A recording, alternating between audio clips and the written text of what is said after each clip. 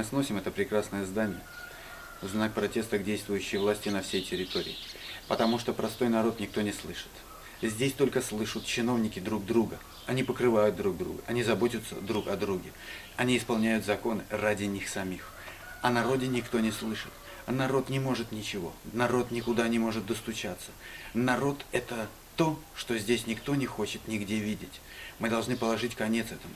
Мы сносим этот корабль в знак протеста, и пускай себе в ущерб, но мы не знаем, как сделать так, чтобы в этой стране люди стали жить лучше.